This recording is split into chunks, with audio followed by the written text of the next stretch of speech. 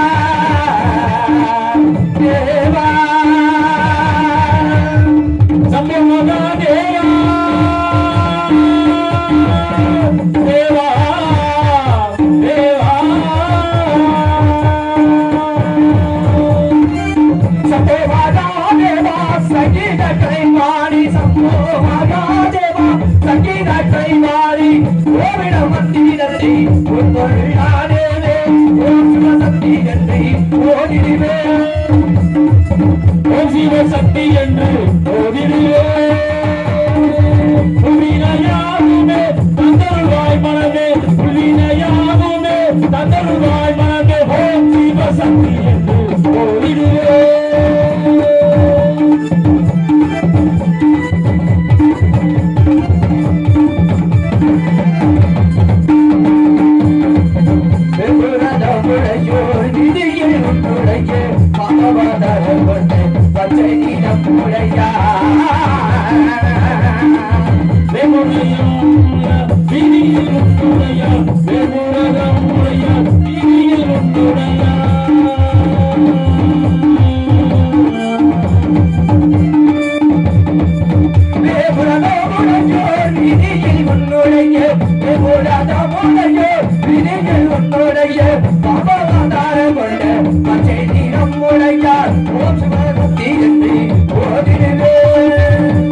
சக்தி என்று ஓதிடுவே உள்வினையாகுமே தந்தருள்வாய் மனமே உள்வினையாகுமே தந்தருள்வாய் மனமே ஓம் சிவ சக்தி என்று ஓதிடுவே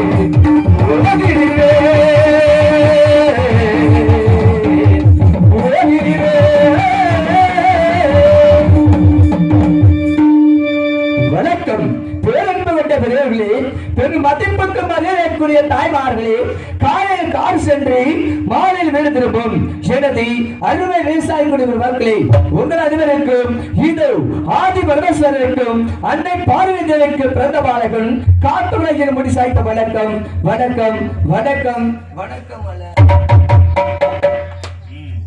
hello hello hello hello echo ஒரு வண்டி hello hello hello hello hello hello hello hello hello கீழே வருது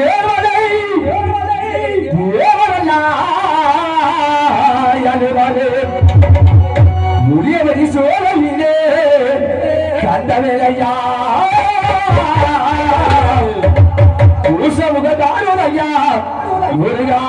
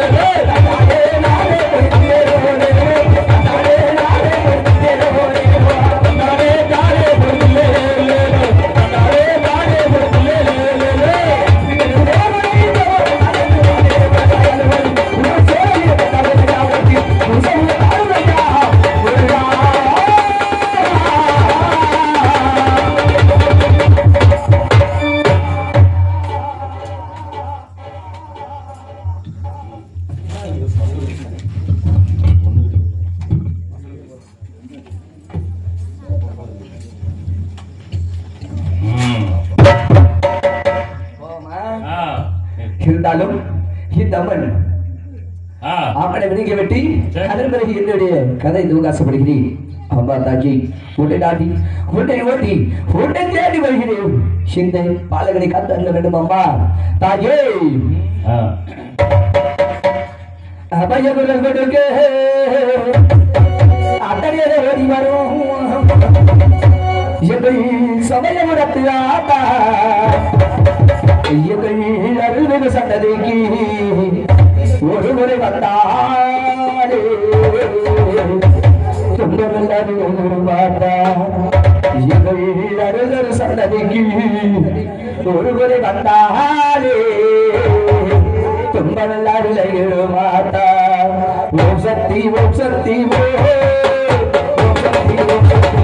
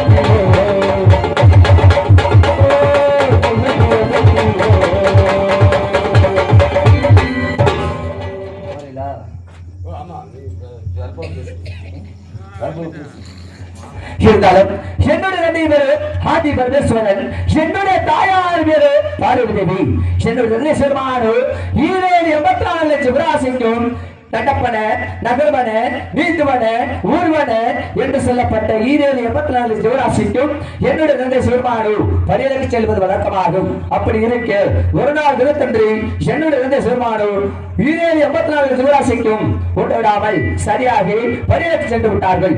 என்னுடைய தாய் பார்வதி தேவியும் தன்னந்தன்மையாகி அந்த கைலாயத்தில் சற்று ஓரமாக அமர்ந்து கொண்டிருந்தார்களாம். அப்படி இருக்க என்னுடைய தாய் இடத்திலே அந்த நாடகங்களை விட்டரு நினைவத்தை விட்டு என்னுடைய தாய் இருக்கிறார் என்பதை கையில வருகிறார்கள். அப்படி வரும்பொழுது என்னுடைய தாயும் தன்னந்தனிமையாக அமர்ந்து கொண்டிருக்கிற பார்த்தவுடனே அந்த நாடகங்களை விட்டரு தாயை நீங்க விட்ட தன்னந்தனிமையாக அமர்ந்து கொண்டிருக்கிறீர்கள், என்னுடைய தந்தை சிவருமான் எங்கே அம்மா என்று கேட்டபொழுது என்னுடைய தாய் தெரிவித்ததாம்.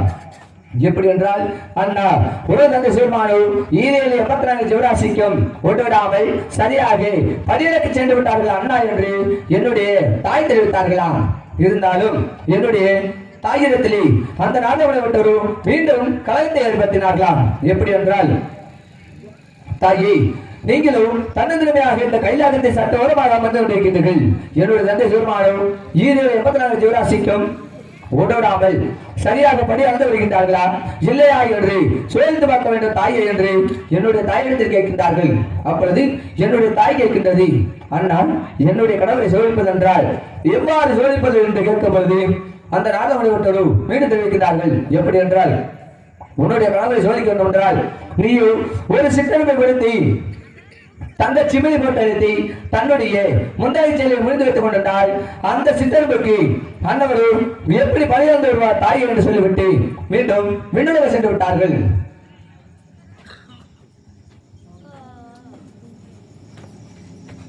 மீண்டும் விண்ணுலக சென்று விட்டார்கள். அதன் பிரகாரம் என்னுடைய தாயும் ஒரு சித்தனை விடுத்தி தங்கச்சி மீது போட்டு அழித்து என்னுடைய தாய் முந்தாய சேலையில் முடிந்து வைத்துக் கொண்டிருந்தார். அப்படி இருக்க என்னுடைய தந்தை சொல்மானோ 84 ஜீவராசிக்கும் உண்டாமல் சரியாக பணியாந்து விட்டு என்னுடைய தாயிற்கு விட்டது கையிலாக வருகின்றார்கள்.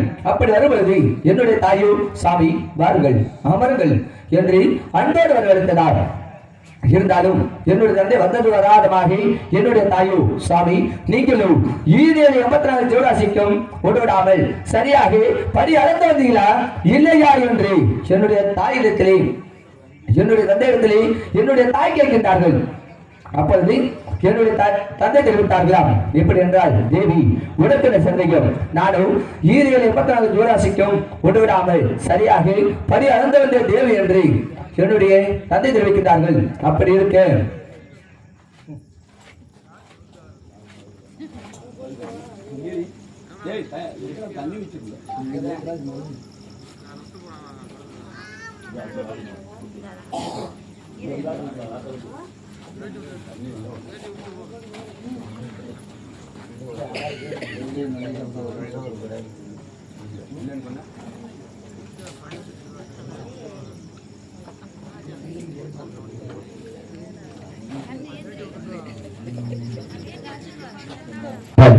அப்படி இருக்கேன் என்னுடைய தந்தையும் தேவி உலக சந்தையும் நானும் 84 ஜீவராசிக்கும் ஒன்றாமை சரியாக படி வந்த தேவி என்று என்னுடைய தந்தை தெரிவிக்கின்றார்கள். அப்படி இருக்கேன் என்னுடைய தாய்க்கு சந்தேகம் அதிகமாகி அந்த கைலாயத்தை சற்று ஓரமாக சென்று என்னுடைய தாய் முந்தாய் செயல் முடிந்து வைத்துக் கொண்டிருந்த அந்த சித்தர்மை அவிழ்த்து பார்த்தார்களாம். அப்பொழுது அந்த சித்தர்மாகப்பட்டது ஒரு அரிசி குணையை கவி கொண்டிருந்தாம்.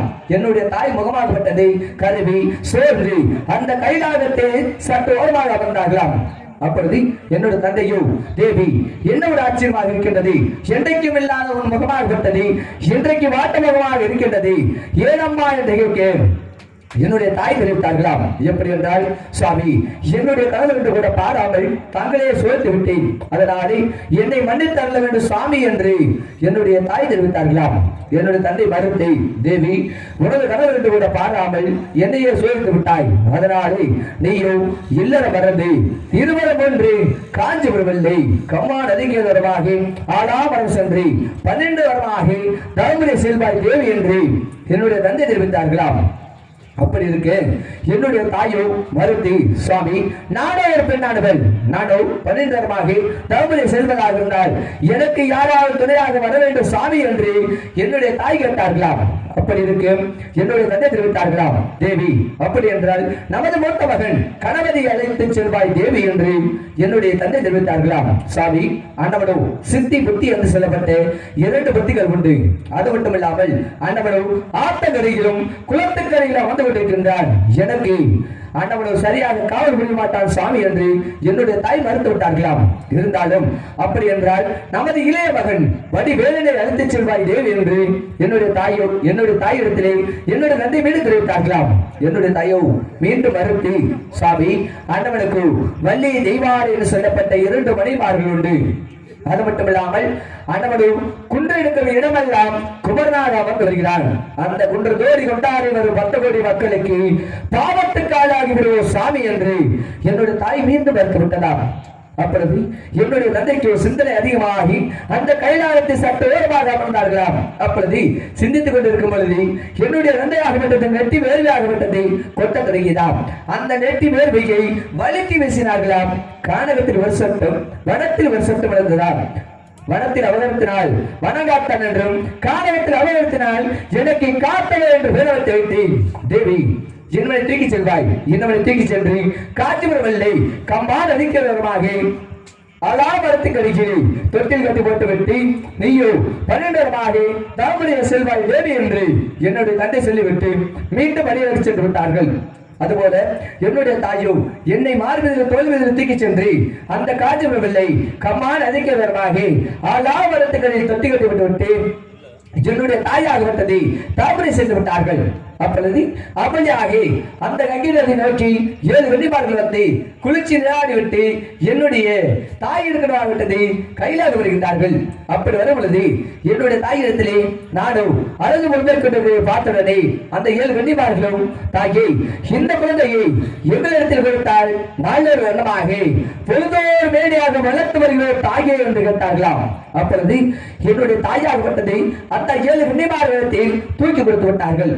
இருந்தாலும் என்னுடைய அந்த 7 கன்னிமார்கள் தூக்கி சென்று என்னை நல்ல உணவாக பொழுதோர் மேடியாக வளர்த்து வந்தார்கள். அது மட்டுமில்லாமல் எனக்கு சொல்வத்தை பொல்வத்தை ஓடி வைப்பதை ஓடி எடுப்பதை கூறுவட்டு கூறுவது என்று சொல்லப்பட்ட 10 பதிமந்திரங்கள் கற்றுக் கொடுத்தார்கள். நானும் நன்றாக கற்றுத் தெரிந்தேன்.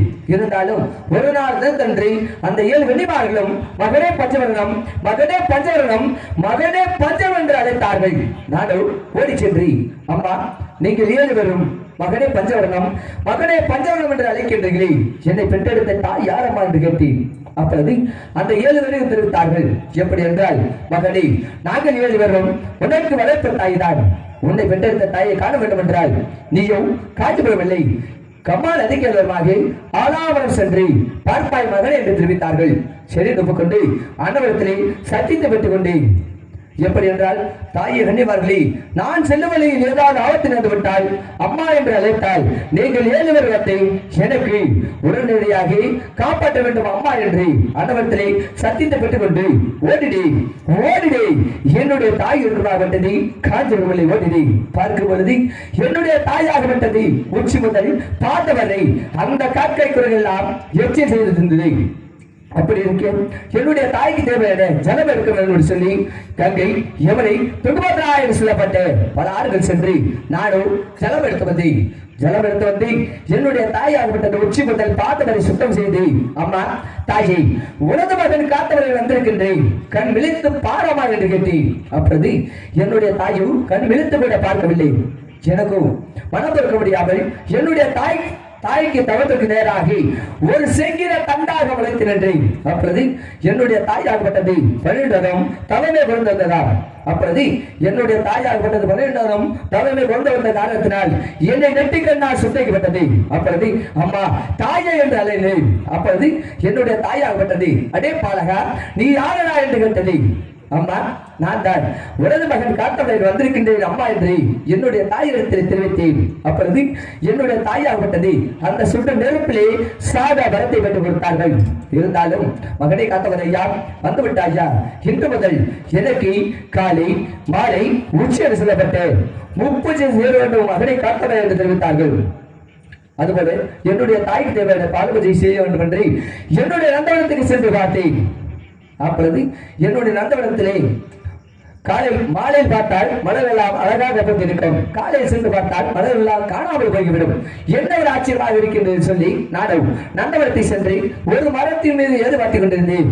அப்பொழுது அந்த 7 கன்னிமார்களும் பள்ளியாக வந்து என்னுடைய நந்தவனத்தில் மலர்களை பறித்து விட்டு அந்த கங்கிலே குளிர்ச்சி நீராடி விட்டு அன்னவர் ஆடை அவிழ்த்து விட்டு குளிர்ச்சி நீராடி சென்றார்கள். அப்பொழுது அந்த 7 கனியாகப்பட்டது இலைகடியில் துள்ளாடி எடுத்து நாளை ஒளியை வைத்து விட்டேன். அப்பொழுது அந்த 6 கன்னிமார்கள் வந்து அவர் ஆடையை ஒழித்து விட்டார்கள். 7 கன்னியாகப்பட்டது ஆடை இல்லை என்று சொல்லி மீண்டும் அந்த கங்கிலே இறங்கி மாட்டிக்கொண்டது.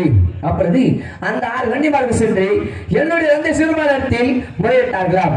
அப்பொழுது என்னுடைய தந்தை சிறுமானோ பல்கழுத்தி மீசமணிக்கு என்று ஓடி வந்து அடே நீ யாரடா என்னுடைய பணிப்பெண்கள் ஆடையை எப்படி தில்லாம் என்று என்னிடத்தில் பம்பு வைத்தார்கள் வாதாடினார்கள். அப்பொழுது என்னுடைய தந்தையிடத்தில் மறுத்து நின்று தந்தையை என்னுடைய அனுமதி இல்லாமல் என்னுடைய நந்தவனத்திலே எப்படி மலர்களை பறிக்கலாம் தாய் தந்தையே என்று கேட்டேன். அப்பொழுது என்னுடைய தந்தைக்கு கோபம் அதிகமாகி என்னை மீண்டும் நெற்றிய கண்ணால் சந்திக்கப்பட்டது. அப்பொழுது என்னுடைய தாய் அழைத்தேன். என்னுடைய தாய் வந்தவுடனே என்னை மீண்டும் அந்த சுட்டு நெருப்பிலை சாதா வரத்தை பெற்றுக் கொடுத்தார்கள். இருந்தாலும் என்னுடைய தந்தையோ என்னுடைய தாயை பார்த்தவுடனே, தேவி இன்றைய இன்னவனை காப்பாற்றி விட்டாய், இன்னவனோ என்றால் ஒரு நாள் கல்லுக்கு மரத்தால் ஏற்றி காய்ந்து உணர்ந்து சாவான் தேவி என்று சொல்லிவிட்டு என்னுடைய தந்தையோ மீண்டும் சென்று விட்டார்கள்.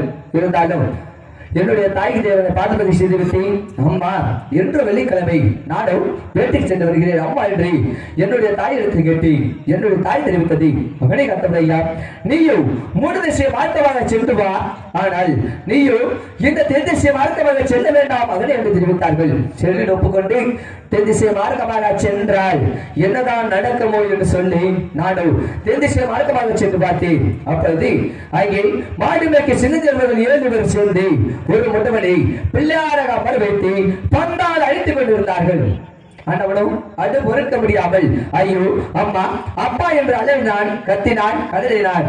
என்னுடைய மனம் பொறுக்க முடியாமல் அன்னவரத்தில் ஓடி சென்று அதே பாலகா நீங்கள் 7 பேரும் இந்த முடவனை 10 அழித்துக் கொண்டிருக்கின்றீர்களே, நானும் உங்கள் கூட விளையாட வருகிறேன் என்று அந்த 7 மாடுவைக்கு சின்னத்தை தெரிவித்தேன்.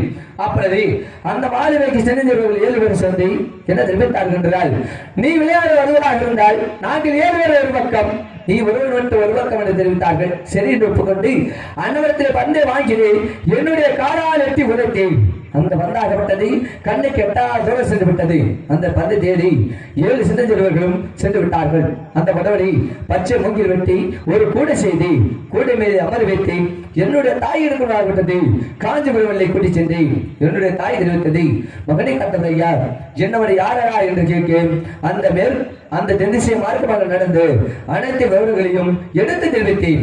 என்னுடைய தாய் தெரிவித்தது, மகனை கத்தமையா என்னவன் வேறொரு அல்ல, மும்மூர்த்திக்கு பிறந்த மூத்த மகன், என்னவனோ அம்மையப்ப காரலன், உனக்கு அண்ணனாகவும் எனக்கு மகனாகவும் நீங்கள் இருவரும் ஒன்று விட்டு ஒன்று விடாமல் எனக்கு காலை மாலை உச்சி என்று சொல்லப்பட்ட முப்பூச்சியை செய்த வேண்டும் மகனை காத்தவை என்று தெரிவித்தார்கள். சரி ஒப்புக்கொண்டு மறுநாள் வெள்ளிக்கிழமை வந்தவுடனே என்னுடைய தாய்க்கு பாதபதி செய்துவிட்டு, அம்மா மறுநாள் வெள்ளிக்கிழமை வந்துவிட்டது, மீண்டும் வேட்டைக்கு சென்று வருகிறேன் அம்மா என்று என்னுடைய தாயிடத்தில் கேட்டேன். என்னுடைய தாய் தெரிவித்தது, மகனை காத்தது ஐயா நீயோ மூன்று திசை மார்க்கமாக சென்று வா, ஆனால் இந்த மேல் திசை மார்க்கமாக செல்ல வேண்டாம் மகனை என்று தெரிவித்தது. சரி ஒப்புக்கொண்டு மேல் திசை மார்க்கமாக சென்றால் என்னதான் நடக்கும் என்று சொல்லி நாடு மேற்கு தேசம் வங்கடத்துக்கு எல்லை தொட்டியத்து கிராமத்துக்கு சென்றிருந்தேன். எப்படி என்றால் ஒரு பாப்பாட்டி சித்தனோடு சென்றிருந்தேன்.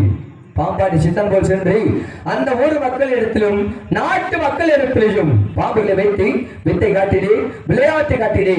அம்மா தாயே பிச்சை பிச்சை பிச்சை என்று கேட்டபோது எல்லாரும் மறுத்து விட்டார்கள்.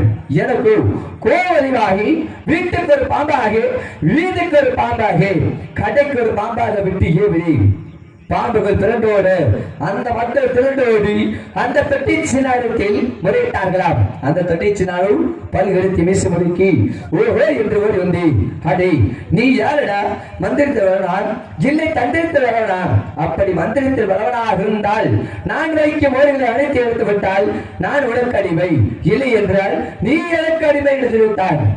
சிறிது உட்கொண்டு அன்னவர்களும் போடிகள் வைத்தார்கள். எப்படி என்றால் 7 எலுமிச்சைக்கனி, 7 கோழி முட்டை, 7 கோழித்தலை, 7 ஆட்டுத்தலை, 7 வண்டித்தலை என்று சொல்லப்பட்ட அனைத்து வழிகள் வைத்தார்கள். நானும் சில போடிகள் எடுத்தேன். ஆனால் பண்டித்தலையை மட்டும் எடுக்க செய்யாமல் என்னை முன்னிலே மயக்கமடை செய்தார்கள். அப்பொழுது அப்படியாக 2 மாமன் மகள் மாங்கரிப்பி பூங்கரிப்பு என்று சொல்லப்பட்ட இருவர்களும் மோடு விட்டு வந்தார்களாம். அப்பொழுது ஆஹா நமது அத்தைவர்கள் காத்தவரை சுவாமி மயங்கி கிடைக்கின்றார்கள், இன்னும் சற்று நேரம் இருந்தால் உயிர் போய்விடும் என்று சொல்லி என்னை மோர் திருத்தம் தெளித்து அந்தவன் வைத்த மோடிகளும் அனைத்து எடுத்து விட்டேன். அப்பொழுது அந்த தொட்டிச்சு நானும் எனக்கு அடிமையாகிவிட்டான். ஆனபடி என்னுடைய தாய் எடுக்கப்பட்டது காஞ்சி உணவலை கொண்டு சென்றேன். என்னுடைய தாய் கேட்டது, மகனை கட்டது ஐயா என்னவரை யாரா என்று கேட்க நானும் அந்த மேற்கு வளர்ச்சி நடந்து அனைத்து விவரங்களையும் எடுத்து தெரிவித்தேன். என்னுடைய தாய் தெரிவித்தது, மகனை காத்தது ஐயா என்னோட வேறொரு அல்ல, என்னுடைய தங்கையின் திருமணிக்கணியின் மகன்தான், உனக்கு தம்பியாக எனக்கு மகனாக நீங்கள் மூவரும் ஒன்று விட்டு ஒன்று முடியாமல் எனக்கு காலை மாலை உச்சி என்று சொல்லப்பட்ட முப்பூச்சை செய்த மகனை காத்து தெரிவித்தார்கள். சரி ஒப்புக்கொண்டு ஒரு நாள் தினம் வந்தவுடனே என்னுடைய தம்பி தொட்டிச்சினானோ என்னுடைய தாய்க்கு பாதபதி செய்துவிட்டு என்னுடைய தம்பி தொட்டிச்சினான் என்னிடத்திலே அண்ணா எனக்கு 3 நாள் விடை கொடுங்கள், நானும் மேற்கு சென்று எனது நாட்டு மக்களையும் மணல் மக்களை பார்த்து வருகிறேன் அண்ணா என்று சொல்லி சென்ற தம்பியை இன்றோ 4 நாள் ஆகின்றது. எனது தம்பி தொட்டிச்சினான் வருகையை காணவில்லை. எனது தம்பி தொட்டிச்சினான் வருகையை எல்லாரும் எதிர்பார்க்கலாம். பார்க்கலாம் தம்பிச்சினாலே.